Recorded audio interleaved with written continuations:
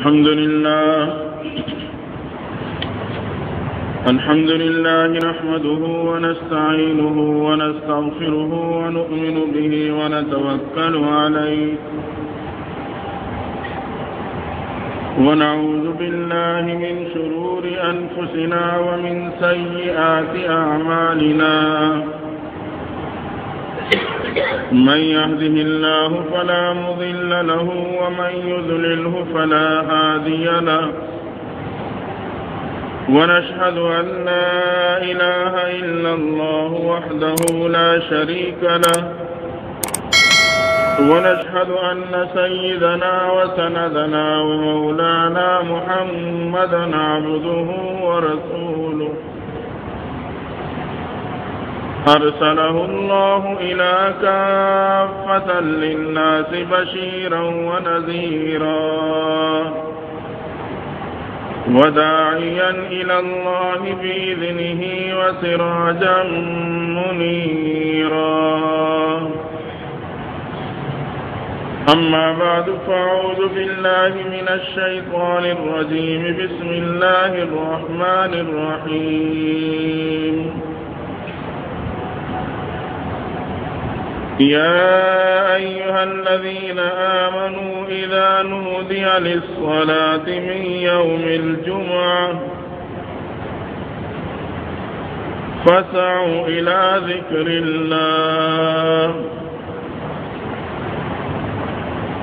قال النبي صلى الله عليه وسلم الدنيا سجن المؤمن وجنة الكافر أو كما قال عليه الصلاة والسلام سبحان ربك رب العزة عما يصفون وسلام على المرسلين والحمد لله رب العالمين اللهم صل على سيدنا ومولانا محمد وعلى آل سيدنا ومولانا محمد وبارك وسلم وصل عليه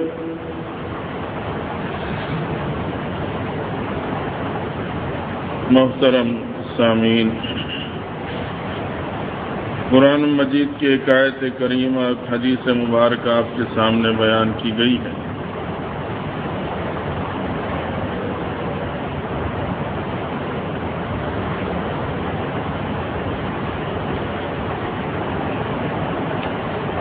جس میں اللہ تبارک و تعالی نے اور پیغمبر علیہ الصلاۃ والسلام نے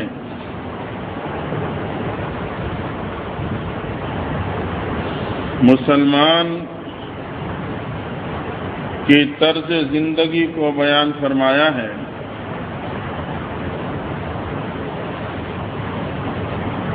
مسلمان کی زندگی گزارنے کا انداز کیا ہے اور اس کی شان کیا ہے۔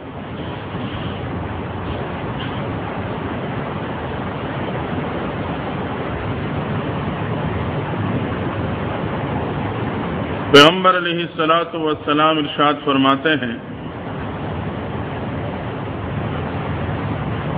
الدنیا سجن المؤمن و جنت الکافر، دنیا مسلمان کے لیے جیل خانہ ہے اور کافر کے لیے جنت۔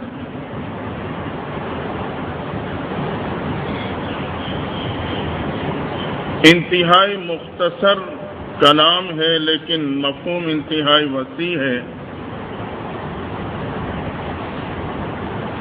آپ نے مسلمان اور غیر مسلم کا انداز بیان فرمایا ہے۔ فرمایا دنیا مسلمان کے لیے جیل خانہ، مقصد یہ کہ جب ایک جیلی جیل کے اندر بند کر دیا جاتا ہے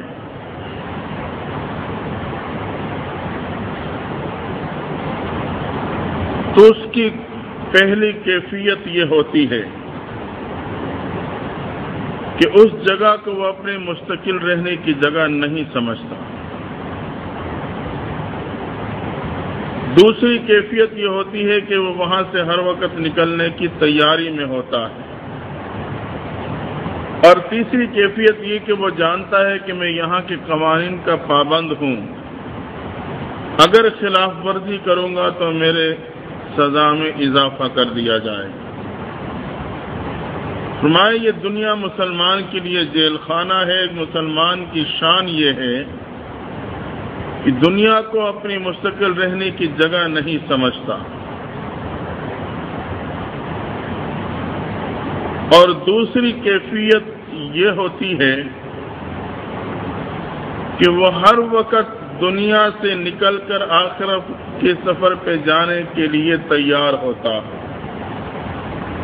عبادات کے اعتبار سے ہو یا معاملات کے اعتبار سے، حقوق اللہ کے حوالے سے ہو یا حقوق العباد کے حوالے سے، اس کی تیاری مکمل ہوتی ہے کہ جیسے ہی پیغام اجل آئے تو وہ پوری تیاری کے ساتھ اس سفر پہ روانہ ہو۔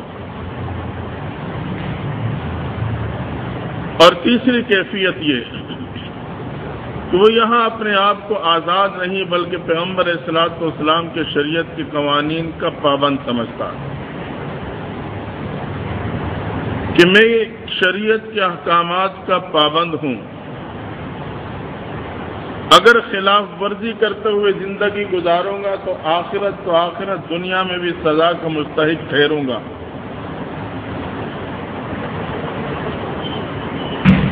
اس لیے پیغمبر علیہ الصلوۃ والسلام نے دنیا میں زندگی گزارنے کا انداز یوں ارشاد فرمایا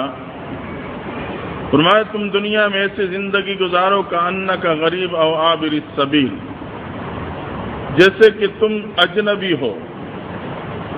جب ایک شخص ایک شہر سے دوسرے شہر، ایک ملک سے دوسرے ملک میں جاتا ہے اور وہاں وہ اجنبی ہوتا ہے، کوئی تعلق دار نہیں، رشتہ دار نہیں، برادر اور احباب نہیں، تو اس کا وقت ادھر ادھر بالکل ضائع نہیں ہوتا۔ وہ جس کام کے لیے جاتا ہے اسی کام میں لگا رہتا ہے اور اس کام کے مکمل ہونے پہ واپس لوٹ آتا ہے۔ فرمایا تم بھی دنیا میں اس انداز سے رہو جیسے کہ اجنبی ہو، اپنے آپ کو اللہ والعاب سے بچاتے ہوئے اپنے مقصد میں لگ جاؤ۔ اور مسلمان کی زندگی کا مقصد پیغمبر علیہ الصلوۃ والسلام بلکہ اللہ نے قرآن مجید میں ارشاد فرمایا وما خلقت الجن والانس الا لیعبدون، میں نے انسان اور جنات کو نہیں پیدا کیا مگر اپنی عبادت کے لیے۔ عبادت یہ عبدیت سے ہے، عبدیت غلامی کو کہتے ہیں۔ کسی غلام سے پوچھا گیا کہ تیرے کھانے میں کیا مرضی؟ اس نے کہا جو میرے آقا کی مرضی۔ پینے میں کیا مرضی؟ جو میرے آقا کی مرضی۔ پہننے میں کیا مرضی؟ کہا جو میرے آقا کی مرضی۔ پوچھنے والے نے پوچھا بھئی تیری بھی کوئی مرضی ہوگی؟ کہا کہ اب بھی میری مرضی باقی رہی تو میں غلام کہاں کا رہا۔ جب میں غلامی میں آ گیا تو میری مرضیات ختم ہو گئیں، بس آقا اور مالک کی مرضی ہی میں میری مرضی ہے۔ تو عبدیت کہتے ہیں غلامی کو، کہ اللہ اور اللہ کے محبوب پیغمبر کے احکامات کی غلامی میں ہم اور آپ اپنی زندگی گزارنے والے بن جائیں۔ تو اللہ فرماتے ہیں میں نے تمہیں اپنی عبادت کے لیے بھیجا ہے، لیکن عام طور پہ جب عبادت کا لفظ استعمال ہوتا ہے ذہن میں یہ بات آتی ہے کہ عبادت سے مراد صرف نماز ہے، روزہ ہے، حج ہے، زکوٰۃ ہے۔ یقیناً یہ بھی عبادات ہیں، لیکن صرف یہی عبادت نہیں، اور بھی بہت سی صورتیں عبادت ادا کرنے کی ہیں، کیونکہ اگر صرف نماز ہی عبادت ہوتی تو مکروہ اوقات میں نماز پڑھنا کیوں ناجائز ہوتی؟ اگر روزہ ہی عبادت کہلاتا تو عید کے دن روزہ رکھنا کیوں حرام ہوتا؟ اگر زکوٰۃ ہی عبادت ہوتی تو غریب کو زکوٰۃ سے کیوں مستثنیٰ کیا جاتا؟ اگر حج ہی عبادت کہلاتا تو پھر خاص ایام کے علاوہ باقی دنوں میں حج کیوں نہ ادا ہوتا؟ معلوم ہوا کہ یہ عبادات ہیں، لیکن صرف یہی عبادات نہیں بلکہ عبدیت سے مراد صرف یہی ان عبادات کا ادا کرنا نہیں بلکہ بہت سے اور احکامات ہیں، وہ بھی اللہ تعالیٰ کی طرف سے عبادت میں شامل ہیں، جس میں ہمارے اور آپ کے معاملات ہیں، حلال کمانا اور کھانا ہے، لین دین ہے، برتاؤ ہے، معاشرتی معاملات ہیں، اولاد کی تربیت ہے، گھر کا نظم ہے، ماں باپ کے حقوق ہیں، گوئے کہ یہ جتنے معاملات ہیں وہ بھی اسی انداز سے عبادت میں شامل۔ آج عام طور پر مسلمان عبادت سے صرف نماز روزے کو لے کر باقی معاملات اور دین کی باقی تعلیمات کو نظر انداز کر دیتا ہے۔ فرمایا میں نے تمہیں اپنے عبادت کے لیے پیدا کیا کہ مسجد میں ہو تب بھی میری عبادت میں رہو، گھر میں ہو تب بھی میری عبادت میں رہو، کہ جو گھر میں رہنے کے دینی تعلیمات ہیں ان کے مطابق اپنی زندگی کو بسر کرو، اور اگر کسی دفتر اور دکان میں ہو تب بھی میری عبادت میں رہو، امانت اور صداقت کی بنیاد سے اپنے معاملات کو چلاؤ تو تم اپنے مقصد کو پالو گے۔ فرمایا یہی تمہاری زندگی کا مقصد ہے۔ تو ایک تو آپ نے زندگی گزارنے کا طریقہ بتلا دیا کہ اس انداز سے رہو جیسے کہ تم اجنبی۔ آج اللہ کے تعلق سے ہٹ کر ہمارے اور آپ کے ذاتی تعلقات کتنے ہیں کہ ان سے فارغ ہو کر اللہ کے تعلق کے اظہار کا موقع ہی نہیں ملتا، دنیاوی تعلقات سے فرصت نہیں۔ تو اگر ہم اجنبی بن جائیں گے، ایک ضرورت کے حد تک تعلق رکھیں گے اور باقی دنیا کے ساتھ ساتھ اپنے آخرت کی فکر کریں گے، یقیناً بامقصد زندگی گزارتے ہوئے کامیاب ہو جائیں گے۔ اور پیغمبر اصلاۃ والسلام نے دوسرا طریقہ بتلایا کہ تم دنیا اور آخرت میں کامیاب ہونا چاہتے ہو، زندگی گزارنے کا انداز یہ ہو کأنک غریب او عابر السبیل، جیسے کہ راستے پہ گزرتا ہوا مسافر۔ جب ایک مسافر دور دراز کے سفر پہ نکلتا ہے، سفر اس کا صحرا سے ہو کے جاتا ہے، دور دراز کا سفر کیا، تھکا ماندہ ہے، اچانک نظر پڑی سامنے ایک سرسبز سایہ دار درخت ہے، تو اس نے سوچا ابھی کافی طویل سفر باقی ہے، اس انداز سے اپنے منزل تک پہنچنا مشکل ہو رہا ہے، تو یہ اسی سایہ دار درخت کے نیچے اپنا سامان رکھتا ہے، اس سے ٹیک درخت کے تنے سے ٹیک لگا کے ٹانگیں لمبی کر لیتا ہے، نیند کی خاطر نہیں، صرف کچھ آرام حاصل کرنے کے لیے، کیونکہ اگر وہ اس مقام پہ درخت کے سائے کے نیچے گہری نیند سو گیا، خطرہ ہے کہ بھیڑیا آ کے اس کے جان مال کو نقصان پہنچا دے، تو وہاں گہری نیند نہیں سوتا، صرف استراحت حاصل کرتا ہے کہ کچھ آرام مل جائے، اور وہ آرام و سکون میرے باقی سفر کو طے کرنے میں مددگار ثابت ہو،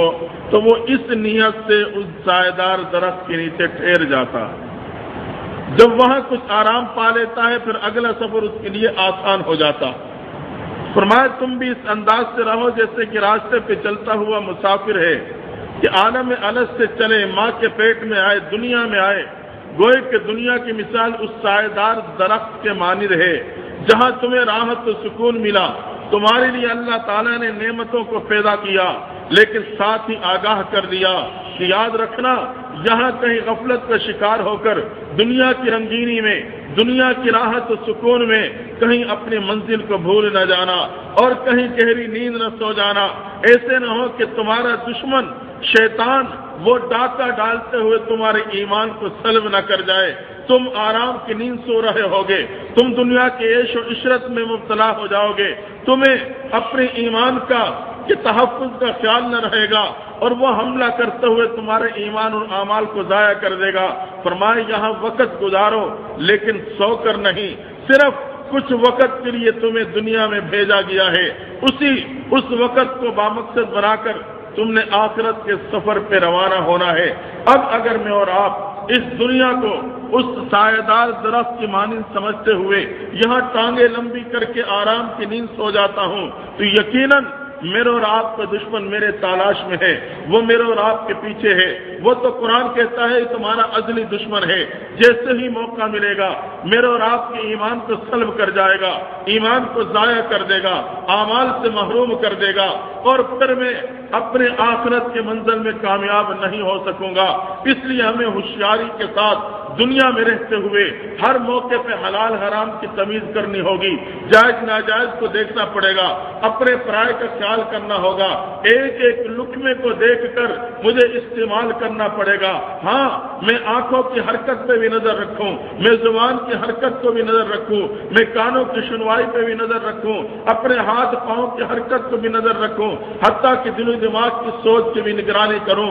جو کھاتا ہوں یا کماتا ہوں، ایک ایک لقمے پہ میری نظر ہو، کہیں یہ حرام تو نہیں، حلال ہے یا حرام، جائز ہے ناجائز۔ کیوں؟ اگر میں اس چیزوں سے آنکھیں بند کر گیا اور بس دنیا کی عیش و عشرت میں پڑ کے ان چیزوں سے میں نے غفلت اختیار کر لی، تو میرے اور آپ کا دشمن شیطان اور ابلیس مجھے اور آپ کو حرام میں مبتلا کر کے ایمان و اعمال سے محروم کر ڈالے گا۔ اس لیے فرمایا کہ صرف استراحت تو کر سکتے ہو، آنکھیں کھلی رہیں، ہوشیار رہو، اپنے اعمال اور ایمان کی نگرانی رکھو۔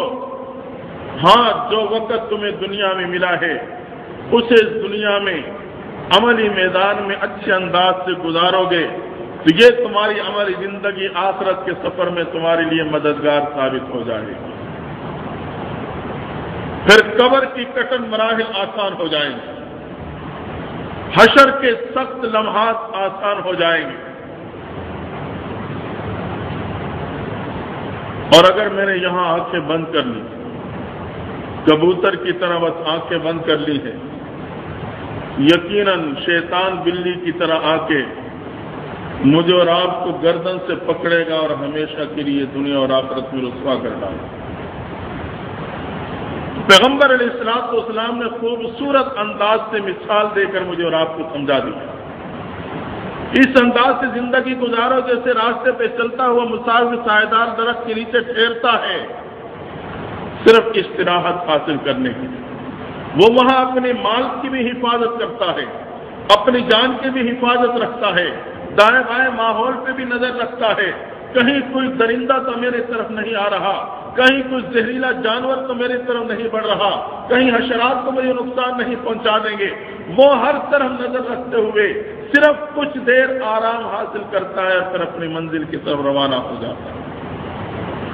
اگر ہم دنیا میں حلال حرام کی تمیز کرتے رہے، جائز ناجائز کو پرکھتے رہے،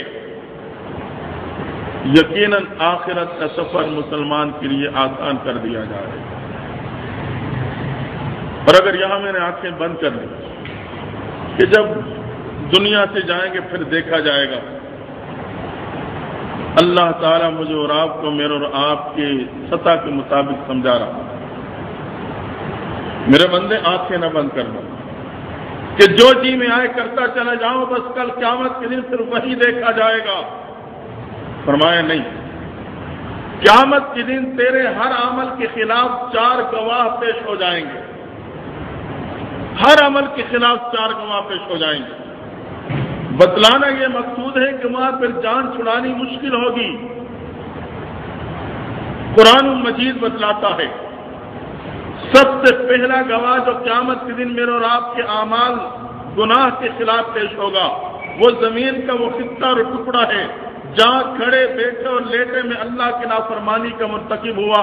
قرآن کہتا ہے یومئذ تحدث اخبارہا، اس دن زمین وہ تمام تر باتیں اگل دے گی جو اس کے سینے میں دفن تھی۔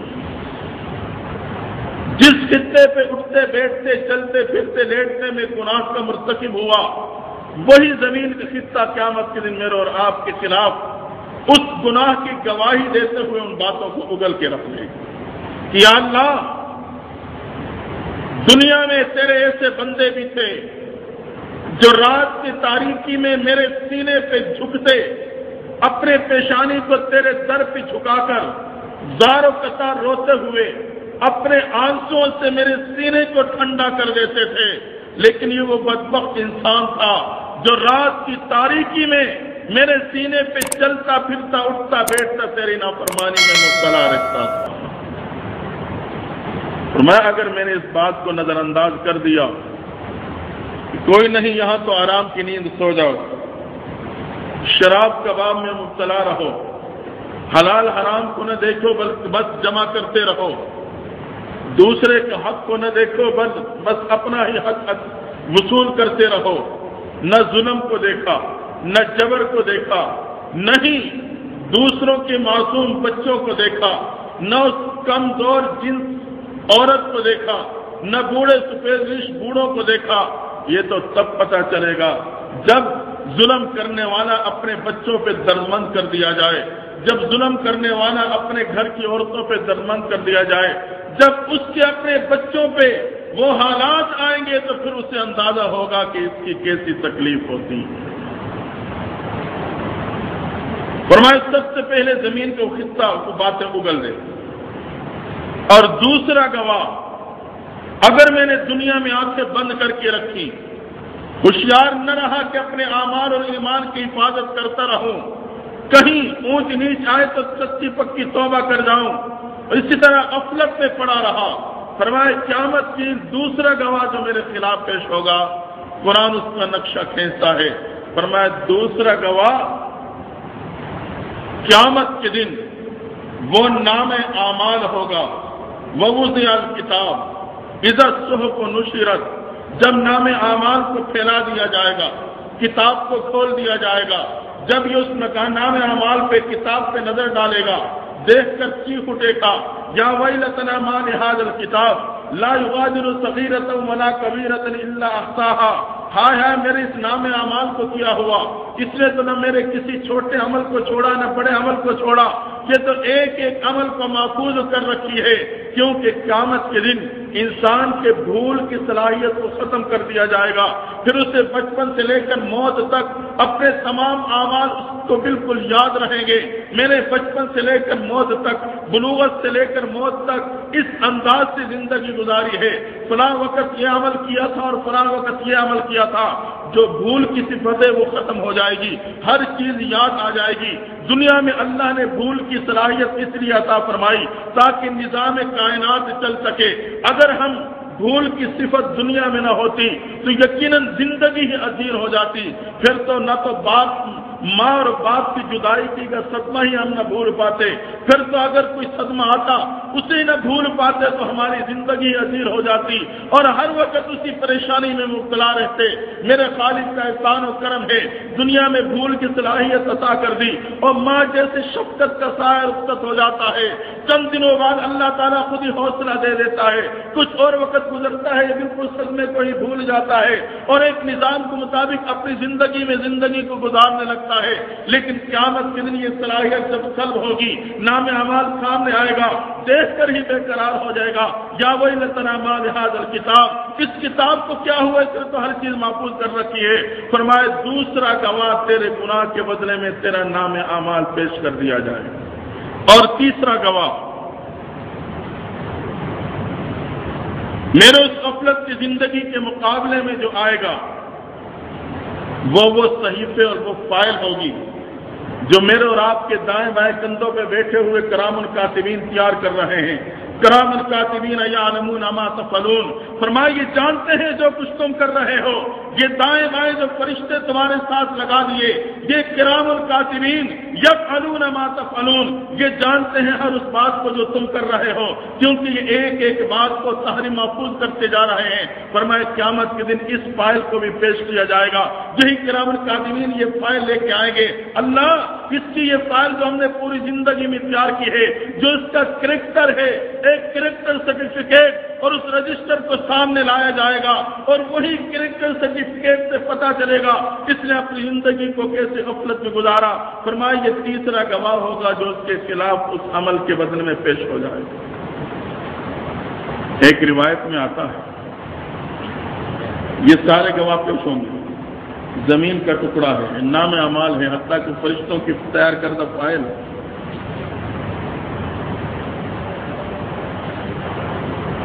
جب یہ پیش ہو جائے گا تو یہ بندہ کہے گا اللہ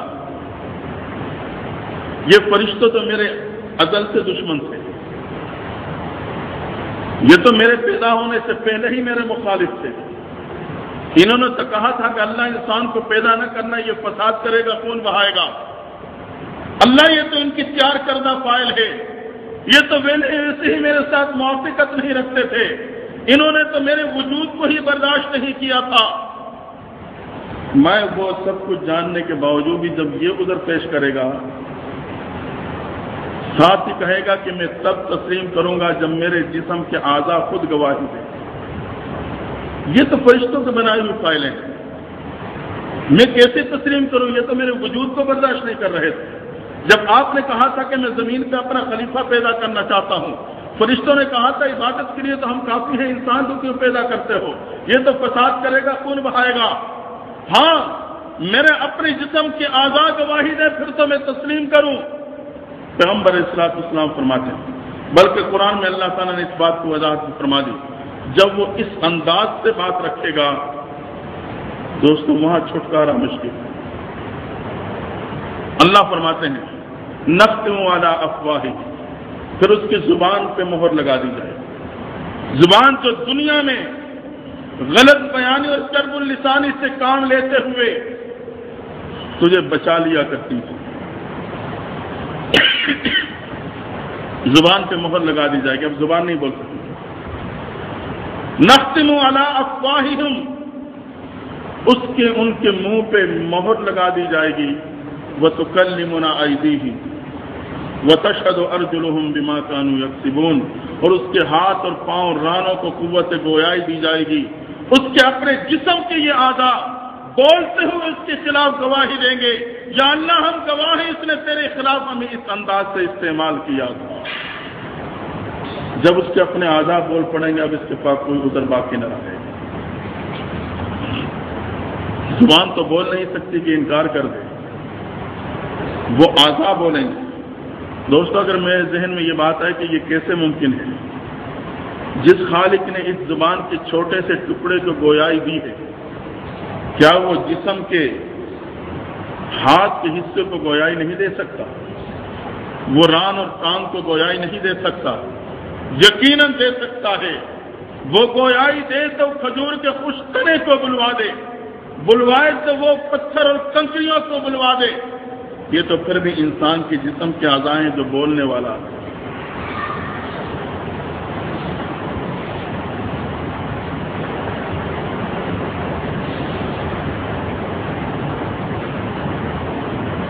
اگر دنیا میں غافل رہے،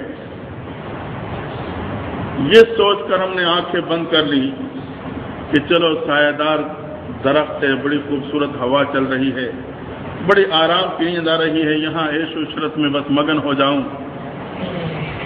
غفلت کا شکار ہو گیا، حلال حرام کی تمیز کو چھوڑ گیا، منمانی منچاہی کی زندگی گزارنے لگا، یہ سوچ کر کے آگے جا کے تو آگے ہی دیکھا جائے گا۔ اللہ نے دنیا ہی میں قرآن میں مجھے اور آپ کو بتلا دیا، میرے بندے اس بنیاد پر گناہ کر کے نہ آنا، کیونکہ تیرے قیامت کے دن تیرے ہر عمل کے بدلے میں 4 گواہ پیش ہونے والے ہیں۔ فرمائے مسلمان کی شان یہ ہے، ایک تو یہ دنیا کو اپنے مستقل رہنے کی جگہ نہیں سمجھتا، دوسرا یہ اپنے عمل میں اتنا مکمل ہوتا ہے کہ ہر وقت جانے کی تیاری میں رہتا ہے۔ جیسے ہی آج دنیا کی جیل سے نکل کر آخرت کے سفر پہ جانے کا پیغام آئے تو اس کے کسی اعمال میں کمی نہیں ہوتی، مکمل ہوتے ہیں۔ اور تیسری شان یہ کہ یہاں اپنے آپ کو آزاد نہیں سمجھتا، آزاد نہیں سمجھتا۔ پیغمبر علیہ الصلوۃ والسلام کی شریعت کے اصول اور احکامات کا پابند سمجھتا۔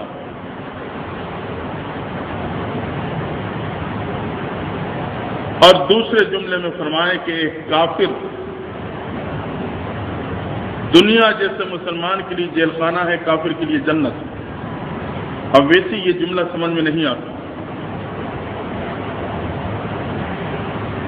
حدیث میں آتا ہے جب جنتی جنت میں داخل کر دیا جائے گا، اس کی پہلی شان یہ ہوگی کہ وہ جنت کو اپنی مستقل رہنے کی جگہ سمجھے گا، دوسری شان یہ ہوگی وہ اپنے آپ کو کسی اعمال کا پابند نہیں سمجھے گا، تیسری شان یہ ہوگی وہ اپنے ہر خواہش پورے ہونے کی جگہ سمجھے گا، اور یہ تینوں باتیں حقیقت پہ مبنی ہوں گی کہ وہ ہمیشہ کے لیے وہاں رہے گا، باہر نہیں نکالا جائے گا، وہ اس کی ہر خواہش پوری ہونے کی جگہ ہوگی، اور وہاں یہ کسی قسم کے عمل کا پابند نہیں ہوگا۔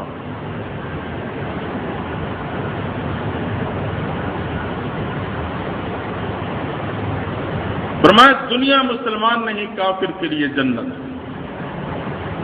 کافر دنیا میں اس انداز سے زندگی بسر کرتا ہے کہ اس کے مستقل رہنے کی جگہ، اس کا انداز یہ ہوتا ہے کہ گوئے کہ اس کی ہر خواہش پوری ہونے کی جگہ، اور وہ اپنے آپ کو یہاں کسی قسم کے عمل کا پابند نہیں سمجھتا، نہ ایمان ہے نہ عمل کی پابندی اس کے تصور میں ہے، بس جو چیز چاہے وہ کرتا چلا گیا، جو زبان پہ آئے وہ کہتا چلا گیا، منمانی من چاہے کی زندگی گزارتا ہے۔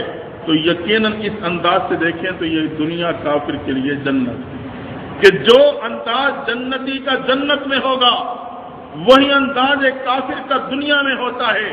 تو دنیا کافر کے لیے تو جنت ہے، مسلمان کے لیے نہیں۔ مسلمان کی جنت اللہ نے آخرت میں رکھی ہے۔ لیکن اگر ہم اور آپ اس پہ غور کریں تو آج کا مسلمان دنیا کو اپنے لیے جنت بنانے کی کوشش میں ہے۔ دوستو، جس کو میرے خالق نے میرے اور آپ کے لیے محبوب پیغمبر کے ذریعے سے جیل خانہ کہلوایا، میں اس کو جنت بنانے کی کوشش میں لگ جاؤں، یہ تو ایک کافر کا انداز ہے۔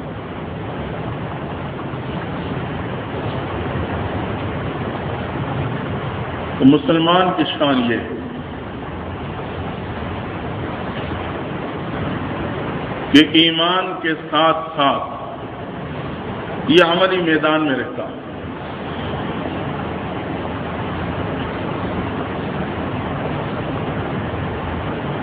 کیونکہ اعمال کے ذریعے سے ایمان کا تحفظ ہوتا ہے۔ اعمال یہ وہ باڑ اور وہ بارڈر ہے جس کی وجہ سے درمیان میں ایمان محفوظ ہے۔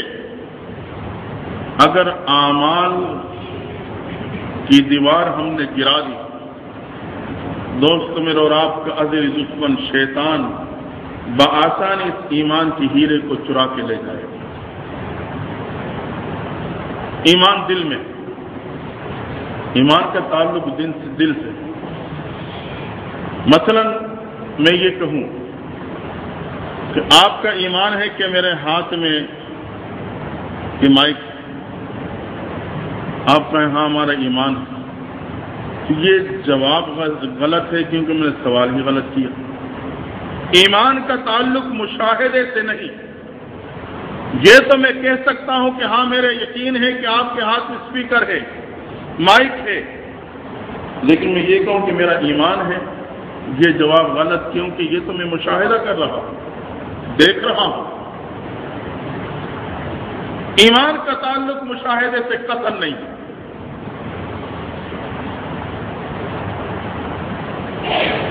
یہی وجہ ہے جب انسان کو آخرت کے منظر کا مشاہدہ ہو جائے گا تو توبے کا دروازہ بند ہو جائے گا۔ موت کے وقت جنت جہنم کے منظر کو پیش کیا جائے گا۔ مشاہدہ ہونے کے بعد اگر یہ ایمان لاتا ہے تو اس کا ایمان قابل قبول نہیں، کیونکہ اب ایمان نہیں رہا، یہ مشاہدہ کر چکا۔ ایمان کا تعلق باطن سے ہے۔ ہم جنت پہ ایمان رکھتے ہیں، جہنم پہ رکھتے ہیں، ہم نے نہیں دیکھا، قبر کے عذاب پہ رکھتے ہیں، میدان حشر پہ رکھتے ہیں، حساب کتاب پہ رکھتے ہیں، پل صراط پہ رکھتے ہیں، حوض کوثر اللہ پہ رکھتے ہیں، حتیٰ کہ ہم اور آپ ایسے زمانے میں آئے کہ ہم نے اللہ کے محبوب پیغمبر کو بھی آنکھوں سے نہیں دیکھا، ایمان رکھتے ہیں۔ تو جتنی ایمانیات ہیں سارے کے سارے غیب سے تعلق رکھتے ہیں، ہاں سوائے اس جماعت کے جن کو پیغمبر صلی اللہ علیہ وسلم کا زمانہ نصیب ہوا، انہیں دیدار نصیب ہوا اور صحابیت کا مقام پایا۔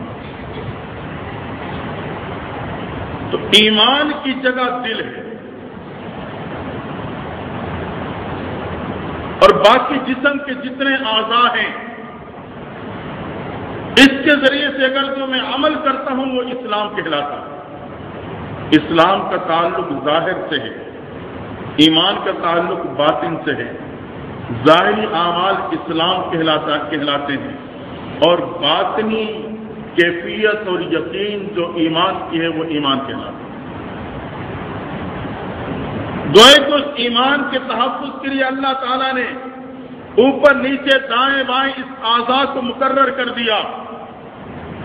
یہ اگر عملی میدان میں حرکت میں رہے، جو کرنا رہے، تو دشمن ایمان تک نہیں پہنچ سکتا. اگر یہ اعضاء مفلوج ہو گئے، باڈی گارڈ 10 کھڑے ہیں لیکن سارے کے سارے اپنے نشے میں لگے ہوئے ہیں، مفلوج ہو جائیں، دوستو بآسانی دشمن میرے اور آپ کی ایمان کی اس قیمتی سرمایہ کو ضائع کرتے ہیں.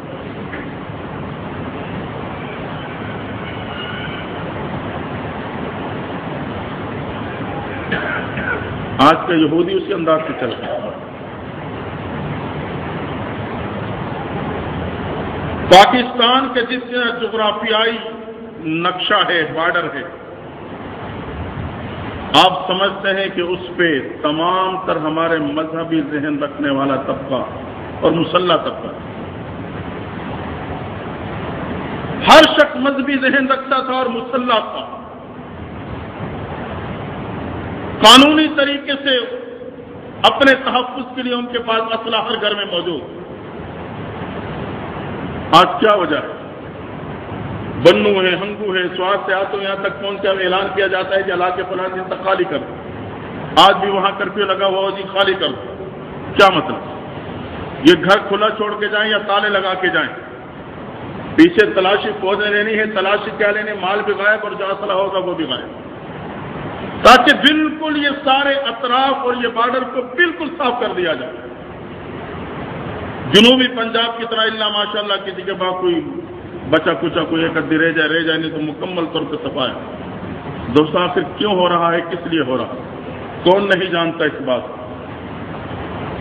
لیکن شاید یہ یہودیوں کی بھول ہو.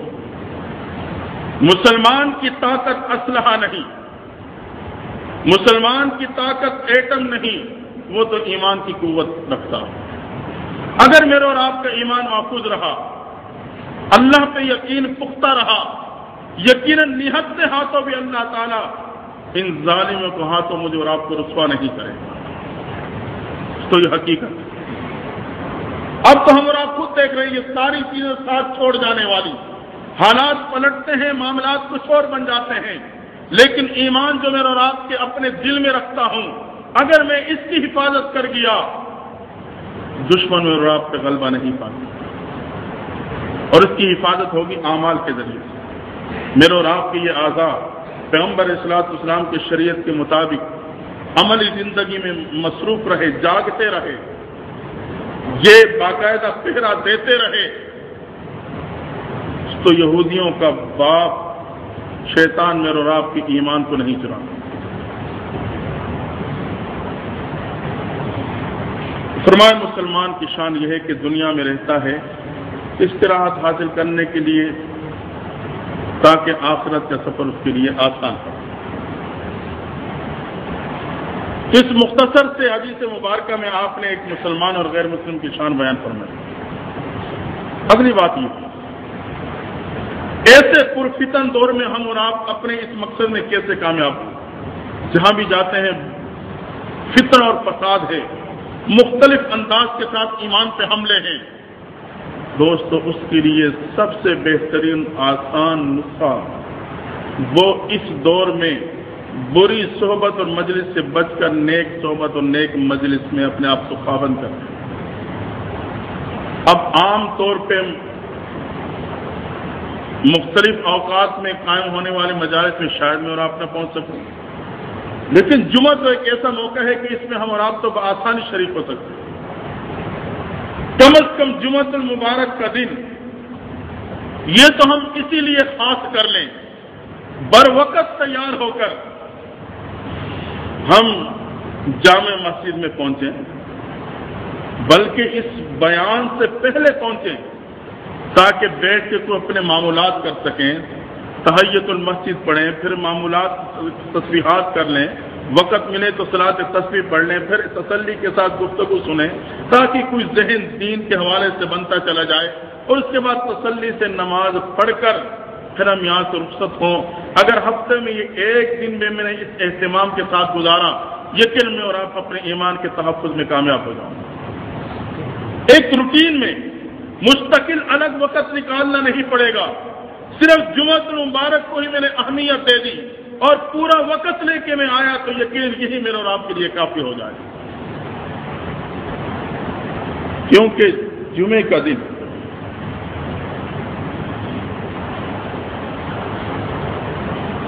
جمعۃ المبارک کا دن تو اس تخلیق عالم میں اگر ہم اور آپ غور کریں، پوری کائنات کی خلقت اللہ نے 6 دنوں میں کی۔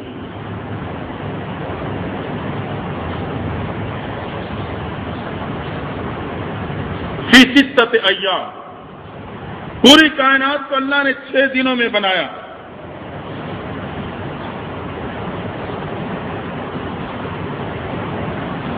چار دن میں آسمان کی چھت لگائی، اس پہ ستاروں اور چاند کی طرف سے لائٹنگ کر دی، اور یہ پورا کا پورا نظام تیار کیا، اور خلق الارض فی یومین، 2 دن میں اللہ نے اس فرش اور زمین کو بچھا دی، 4 اور 2 6 دن میں اللہ نے پورے کائنات کے خیمے کو تان کرا، تمام تر سہولیات اور ضروریات سے بھرپور۔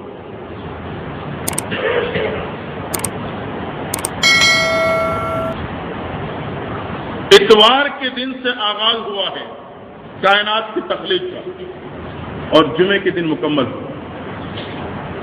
تو اللہ چاہتا تو وہ کن کے ذریعے سے بھی سب کچھ کر دیتا، کن ہو جا، کائنات کسی انداز سے قائم ہو جاتی، لیکن اللہ بتانا چاہتا ہے کہ ہر کام کو تدریجاً کیا کرو۔ مجھے اور آپ کو تعلیم دینا مقصود ہے، ہر کام تدریجاً کرو، اسی میں پختگی ہے، اسی میں بہتری ہے۔ تو دنیا میں رہنے والوں کو بتلانا ہے اپنے ہر کام کو، ہر نظام کو تدریجاً چلانا۔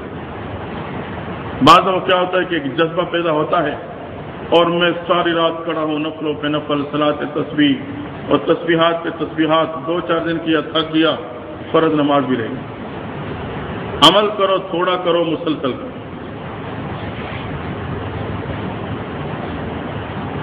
چھ دنوں میں اللہ تعالیٰ نے کائنات کو سجا دیا، اتوار سے شروع ہوا، جمعے پہ مکمل ہوا، اور ان دنوں میں ہر ایک کے لیے ایک ایک دن کا انتخاب ہو گیا، خاص صحبت کے حوالے سے، نشست کے حوالے سے۔ اللہ کی شان، یہود و نصارہ نے اس دن کا انتخاب کیا اپنے خاص عبادت کے لیے،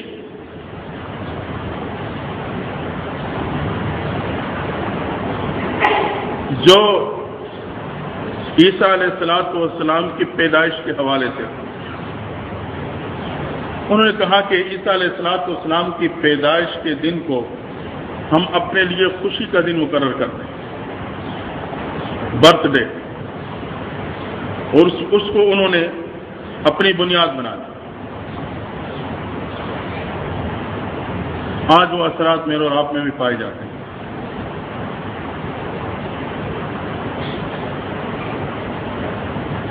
آج مسلمان بھی بہت خوشی سے، سرکاری طور پہ، ہر انداز سے میلاد مناتا۔ پیغمبر صلی اللہ علیہ وسلم کی پیدائش کے دن کو ہم نے خوشی کا دن لے کر، اور اس کو خوشی کا دن یقیناً ہے، لیکن اس کو اتنا بڑھا دیا کہ باقی عیدیں جو باقاعدہ شرعن عیدیں ہیں وہ مغلوب ہو گئے، اس کو ہم نے غالب کر کے پیش کر دیا۔ یہ بات یاد رکھیں، ایک کام اپنی جگہ پہ اگر کسی حد تک صحیح بھی ہوگا، لیکن ہمیں دیکھنا پڑے گا کہ نصارہ اور مسلمان کی مزاج میں کیا فرق ہے۔ یہود و نصارہ کا مزاج تو یہی ہے، وہ اپنے کردار کو چھوڑ کر دوسروں کے حوالے سے ایک وقت کا تعین کرتے ہیں، جیسے اتوار کے دن کو انہوں نے اسی حوالے سے مقرر کیا. لیکن مسلمان کا مزاج یہ ہے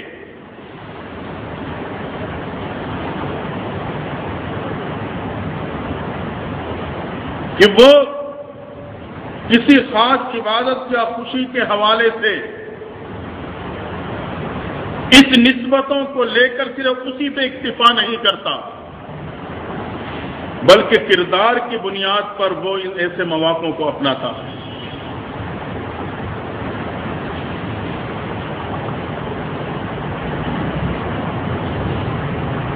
مسلمان کے لیے اللہ تعالیٰ نے اسلام میں جمعۃ المبارک کے دن کو پسند فرمایا.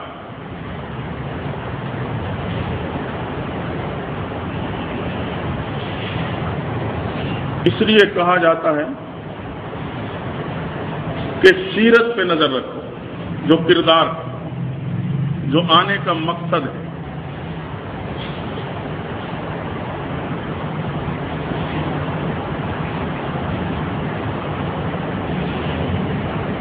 تو اتوار سے آغاز ہوا، جمعۃ المبارک پہ کائنات مکمل ہو گئی.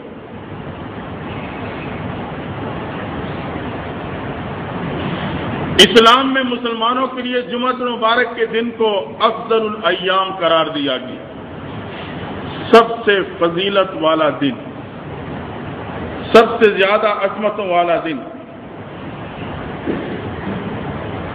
پیغمبر علیہ الصلوۃ والسلام فرماتے ہیں افضل الایام جمعۃ، تمام دنوں میں افضل دن وہ جمعۃ المبارک کا دن.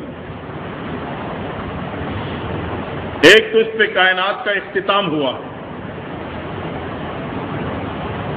آغاز نہیں ہوا، اس پورے کائنات کا اختتام ہوا.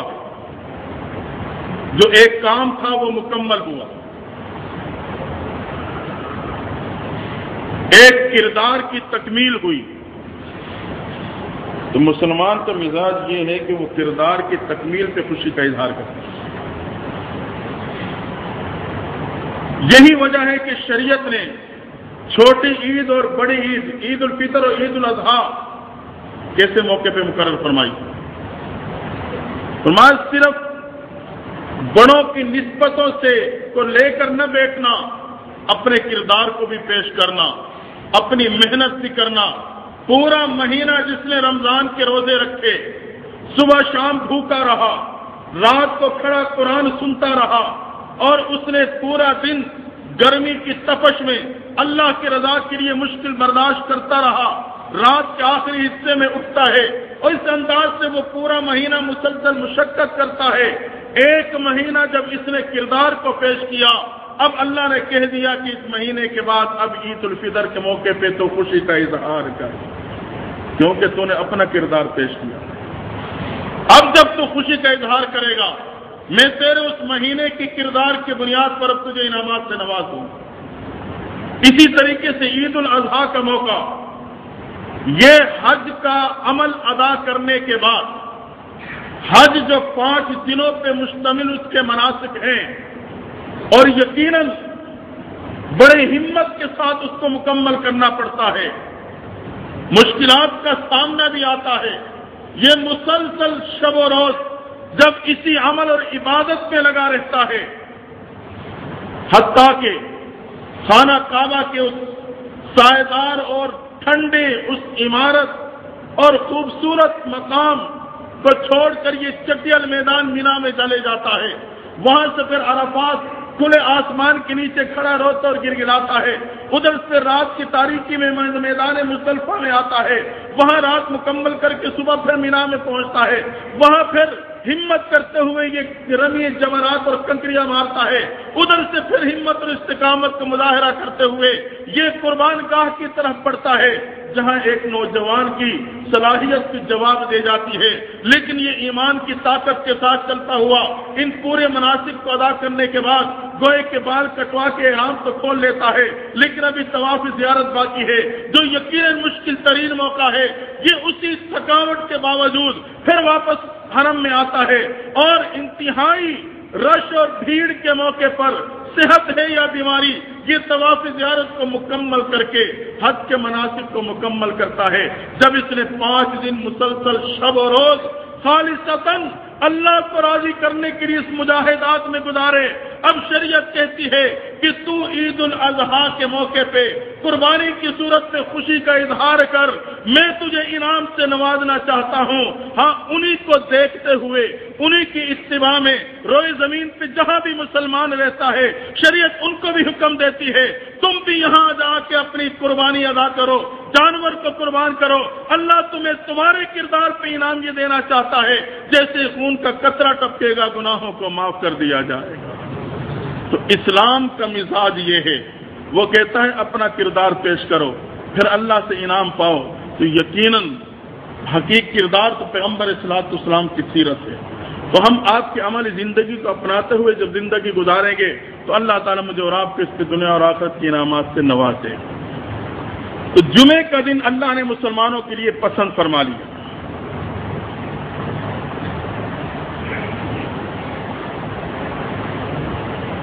جب آدم علیہ السلام کو سجدے کا حکم دیا گیا جمعے کا دن تھا، زمین پہ اترے جمعے کا دن تھا۔ جب زمین کی خلافت انعام کے طور پہ عطا کی گئی جمعۃ المبارک کا دن تھا۔ حضرت آدم علیہ السلام اللہ نے علم آدم الاسماء کلھا ثم عرضهم علی الملائکہ فقال انبئونی باسماء ہؤلاء، ساروں کو پہلے تو چیزوں کے نام سکھائے، جسے ہم ابتدائی قاعدہ پڑھتے ہیں بچے، اس میں مختلف روزمرہ استعمال ہونے والی چیزوں کے نقشے اور اس کے نام ہوتے ہیں تاکہ یہ پہچان آ جائے۔ اسی طریقے سے ابتدائی تعلیم جو دی گئی وہ ان چیزوں کے نام تھے جو ہم گھر میں برتن روزمرہ استعمال کرتے ہیں، ان کے نام بتلائے۔ بتلانے کے بعد جب امتحان لیا تو حضرت آدم نے فر سارے نام سنا دیے، فرشتے نہ سنا سکے۔ تو آدم علیہ السلام امتحان میں کامیاب ہو گئے۔ اب اللہ نے حکم دیا کہ میرے اس آدم کو تخت پہ بٹھاؤ اور 7 آسمانوں کی سیر کراؤ تاکہ 7 آسمانوں پہ موجود فرشتے اس کو دیکھنے اور پہچان لیں، اس کا تعارف ہو جائے۔ اسے عزت و عظمت دی کہ اس نے اس انداز سے محنت کی، امتحان میں کامیاب ہوا۔ اللہ نے تخت پہ بٹھایا، حضرت آدم کو سیر کرائی، تمام فرشتوں نے اس کا دیدار کیا۔ یہ ہے اللہ کی طرف سے انعام پانے والا، یہ ہے وہ حضرت انسان جس کو اللہ نے علم کی، جس کو علم نصیب ہوا، اور اسی علم کی برکت سے اللہ تعالیٰ نے آدم کو یہ عظمت عطا فرما دی۔ علم کی برکت سے یہ عظمت ملی کہ وہ علم اس یاد تھا، اس نے فر سنا دیا۔ اللہ تعالیٰ نے یہ عظمت دی، جب پورے آسمانوں کے سیر کرا دی، اب اللہ نے فرشتوں کو حکم دیا کہ اسجدوا لآدم، میرے اس آدم کو اب سجدہ کرو، میرے اس آدم کو اب سجدہ کرو۔ یہاں 2 باتیں، یا تو اللہ نے اس علم کی برکت سے جو حضرت آدم کو عظمت دی، اس وجہ سے اپنا حق کچھ دیر کے لیے حضرت آدم کو دے دیا، سجدہ صرف اللہ کا حق ہے۔ علماء لکھتے ہیں کہ اس وقت حضرت آدم کو سجدہ نہیں تھا، در حقیقت ان تجلیات کو سجدہ تھا جو اس وقت خاص تجلیات حضرت آدم پہ نازل ہو رہی تھی۔ جیسے کہ خانہ کعبہ کو ہم سجدہ کرتے ہیں، وہ ان پتھروں کو سجدہ نہیں ہے۔ اگر خانہ کعبہ کی عمارت نہ رہی تب بھی ہم نے اسی طرف جھکنا ہے۔ کیوں کہ یہ اس عمارت کو سجدہ نہیں، در حقیقت ان تجلیات کو سجدہ ہے جو اس عمارت پہ نازل ہو رہی ہیں، اس مقام پہ نازل ہو رہی ہیں۔ وہ کمرہ نہیں رہے گا تب بھی تجلیات اس مقام پہ نازل ہوں گے، ہم سجدہ ادھر ہی کریں گے۔ اللہ تعالیٰ نے اس انداز سے سیر کرائی، پھر سجدہ کروایا۔ ابلیس انا خیر منہ، میں تو اس سے بہتر ہوں، میں کیوں سجدہ کروں، اسے مردود کر دیا۔ ایک بات تو یہ معلوم ہوئی، علم کی برکت سے اللہ نے عظمت دی۔ بعض کتابوں میں لکھا ہے جب سجدے کا حکم ملا تو سب سے پہلے اسرافیل نے سجدہ کیا، اس کے بعد حضرت جبریل نے سجدہ کیا۔ اب اس سجدے میں پہل کرنے کی وجہ سے اللہ نے اسرافیل اور جبرائیل کو بھی اعزاز اور عظمتوں سے نواز دیا کہ سب سے پہلے اتباع کی۔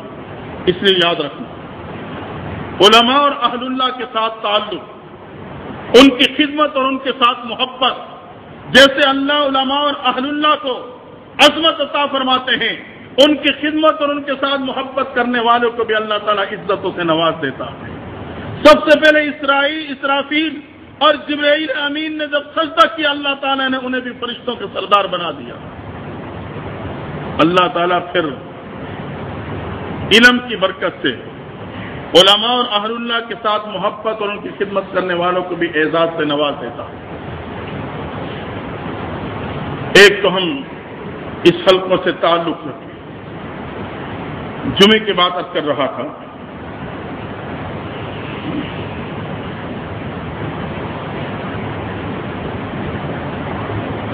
اصل میں اس دن کو یوم العروبہ کہا جاتا ہے، عروب عظمت سے، یہ عظمت والا دن۔ اور ایک روایت میں آتا ہے ان فیہ جمعہ طینۃ ابیکم آدم، اللہ نے اس دن تمہارے باپ حضرت آدم اور حضرت حوا کو جمع کر دیا تھا، اس لیے اس دن کو جمعہ کہا جاتا ہے۔ ہمارے ماں باپ جو ایک دوسرے سے جدا ہو چکے تھے وہ مل چکے تھے، ایک دوسرے سے ملاقات ہو چکی تھی، وہ یہی دن تھا اس لیے اس کو جمعہ کہا تھا۔ فرمایا اس کی عظمت یہ ہے، جب دروازے پہ جمعے کے دن جیسے ہی زوال ہوتا ہے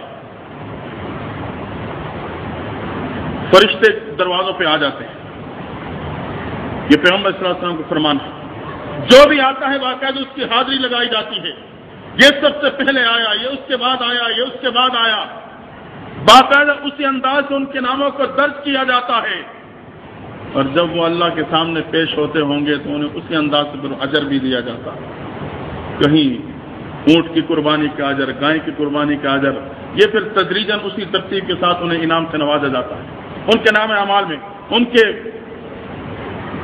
جو یوں سمجھے کہ جو بینک میں اکاؤنٹ ہوتا ہے، کسی نے اگر رقم بھیج دی مجھے پتہ ہی نہیں، وہ تو جب پتہ چلے گا جب میں چیک کروں گا۔ اب اللہ تعالیٰ کی طرف سے نیکیاں میرے اور آپ کے نام اعمال میں درج ہو جاتی ہیں، لیکن نام اعمال میں کب چیک کر سکتا ہوں؟ قیامت کے دن کروں گا، جب اس دن چیک کروں گا تو یہ سارے کی ساری نیکیاں اس میں موجود ہیں۔ تو فرمایا کہ جمعہ کا دن یہ ایسی عظمتوں والا دن ہے کہ اس دن جو سورہ کہف کی تلاوت کرتا ہے، سورہ کہف، ایک تو اللہ تعالیٰ اس جمعے سے لے کے اگلے جمعے تک پورا ہفتہ اس دوران کوئی بھی فتنہ آئے گا یہ اس فتنے سے محفوظ رہے گا، کوئی آفت آئے گی اس آفت سے یہ محفوظ رکھا جائے گا۔ سورہ کہف کی تلاوت کی وجہ سے پورا ہفتہ یہ ہر قسم کی آفت سے محفوظ۔ حدیث میں آتا ہے حتیٰ کہ اس دوران دجال کا فتنہ بھی نمودار ہو گیا تو یہ دجال کے فتنے سے بھی محفوظ کر دیا جائے۔ دوستو، دجال کا فتنہ جس اصطلاح سے ہی ہم اور آپ بالکل ناواقف ہو چکے ہیں، انتہائی خطرناک فتنہ ہے۔ دجال کا ظہور یہ شام اور عراق کے درمیانی علاقے میں ہوگا، دائیں آنکھ سے کانا ہوگا، یہ انگور کے دانے کی طرح دائیں آنکھ کاڑی حالت میں ابھری ہوگی، جس کو دیکھ کے نفرت اور کراہت محسوس ہوگی۔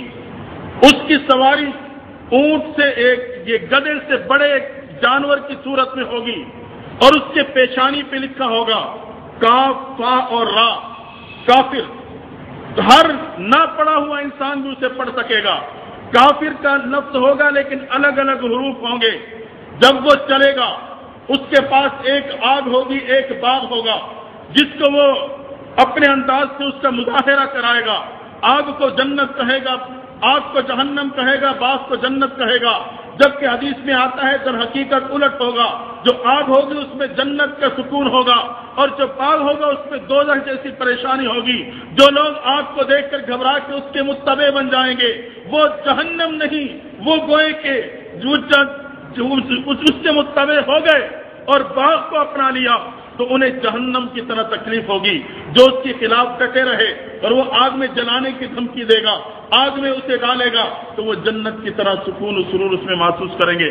فرمایا یہ وہاں عراق اور شام کے درمیان سے چلے گا، پہلے یہ نبوت کا دعویٰ کرے گا، پھر یہ وہاں سے اصفہان پہنچے گا۔ اصفہان جب پہنچا تو 70,000 یہودی اس کی اتباع کریں گے۔ 70,000 یہودی۔ دوستو، یہودی ازل سے دشمن ہیں، ہمیشہ کے لیے مسلمان کے دشمن رہیں گے، 70,000 یہودی اس کی فوج بن جائیں گے، وہاں پھر یہ نبوت نہیں خدائی کا دعویٰ کر لے گا، اور اس کے آنے سے پہلے اس قسم کی قحط سالی ہوگی کہ لوگ معیشت کے اعتبار سے بالکل تنگ ہوں گے، اب ایمان کو محفوظ رکھنا مشکل ہو جائے گا، یہ امتحان کا موقع ہوگا، قیامت کی وہ سخت علامات ہوں گی، اب امتحان ہوگا، یہ بھوک اور پیاس کو برداشت کر کے ایمان کو بچا سکتے ہیں یا نہیں؟ دوستو یقیناً اس کے اثرات ابھی سے ہمارے رب پہ مختلف انداز سے ظاہر ہو رہے ہیں۔ ہاں، بھوک اور پیاس میں مبتلا کر کے اللہ ایمان کا امتحان لیتا ہے، امتحان کا تو تبھی پتہ چلتا ہے جب طالوت کے ساتھ لوگ جالوت کو قتل کرنے کے لیے جانے لگے، اور سفر کی وجہ سے، بھوک اور شدت گرمی کی وجہ سے اتنی سخت پیاس لگی ہے، زبانیں باہر کو آ رہی ہیں، راستے میں ٹھنڈی نہر گزر رہی تھی، اللہ نے امتحان لینا تھا، اب یہ چاہتے تھے بس ہم یہاں تو لیٹ کے پانی پی جائیں، انہیں منع کر دیا گیا، ہاں صرف چلو کا ایک چلو پانی تو پی سکتے ہو، زیادہ نہیں، مقابلہ کرنا ہے، اس کے بعد پینے کی اجازت ہوگی۔ اس وقت جن لوگوں نے نہ مانا اور وہ پانی پیتے چلے گئے اپنی پیاس کو بجھانے کے لیے، وہ وہاں سے محروم کر دیے گئے، اور جنہوں نے تپش تو برداشت کی، پیاس برداشت کی، ایمان کو بچا لیا، اللہ نے انہیں انعامات سے نواز ڈالا، تو یقیناً یہ امتحانات کی صورت ہوتی ہے۔ بھوک و پیاس میں مبتلا کر کے ایمان کے امتحان لینا دوستو یقیناً سخت ترین لمحہ ہے، لیکن اللہ پھر اس پہ انعامات بھی اپنی شان کے مطابق عطا فرماتے ہیں۔ تو یہ وہاں سے اصفہان میں آ کے خدائی کا دعویٰ کر دے گا، پھر 70,000 یہودیوں کو فوج کو لے کر آج چند یہودی مسلمان کی معیشت پہ قابو پانا چاہتے ہیں، ان کی اقتصادی نظام کو ختم کر کے، صرف اس لیے کہ ان کو ایمان کی دولت سے بھی محروم کر دیا جائے، ہاں ان کی ثقافت کو ختم کر دیا جائے، اپنی ثقافت کو ان میں عام کر دیا جائے۔ جب ہماری عریانی فحاشی والی ثقافت کو اپنائیں گے، ایمان خود بخود ختم ہوتا چلے جائے گا، لیکن یقیناً اللہ نے اس دین کو رکھنا ہے، مسلمان کو رکھنا ہے، اللہ تعالیٰ ہی حفاظت فرمائے گا۔